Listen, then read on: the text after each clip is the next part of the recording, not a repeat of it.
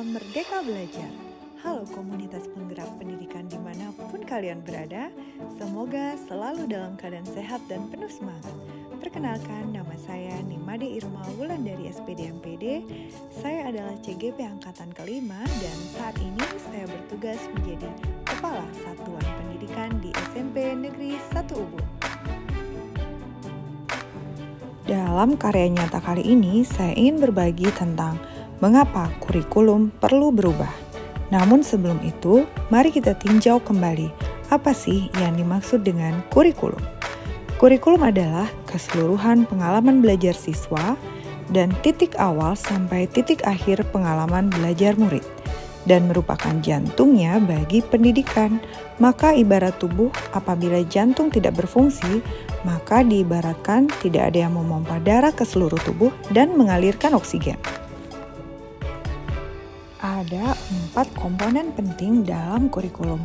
Di antaranya harus ada tujuan, kemudian ada konten dan isi, ada metode atau cara, dan evaluasi.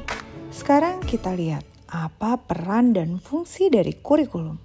Yang pertama adalah mewariskan nilai dan budaya masyarakat yang relevan dengan masa kini. Yang kedua, mengembangkan suatu yang dibutuhkan saat ini dan masa depan. Dan yang ketiga adalah menilai dan memilih sesuatu yang relevan sebagai kontrol sosial.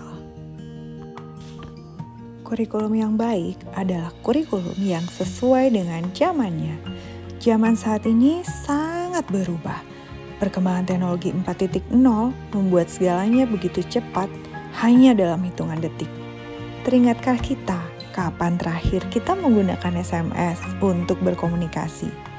Putaran waktu membuat beberapa pekerjaan menghilang dan timbul pekerjaan-pekerjaan jenis baru seperti animator, ilustrator, di mana pada zaman dulu hanya dikenal cita-cita sebagai dokter atau sebagai insinyur.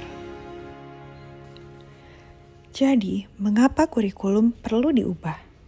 Karena kita perlu beradaptasi dengan isu-isu kekinian, seperti perubahan iklim global yang menuntut kita peduli terhadap lingkungan, teknologi digital, transformasi budaya, dan industri multinasional. Adapun hal-hal yang harus diperhatikan dalam pengembangan kurikulum atau KOSP, kurikulum operasional satuan pendidikan diantaranya kebutuhan, pendapat, pengalaman, hasil belajar, dan kepentingan murid. Nah, pertanyaan lain, mengapa nih kurikulum perlu beradaptasi atau menyesuaikan diri dan berbeda antara satu sekolah dengan sekolah yang lain? Yang pertama, karena konteks satuan pendidikan yang beragam. Yang kedua adalah karena keadaan sekolah dan sekitarnya beragam. Dan yang terakhir adalah murid berbeda-beda potensi, bakat, dan minatnya. Jadi, bentuk adaptasi kurikulum harus sesuai dengan kebutuhan murid di sekolah. Misalnya, murid di pesisir pantai harus tahu caranya berenang dan menangkap ikan.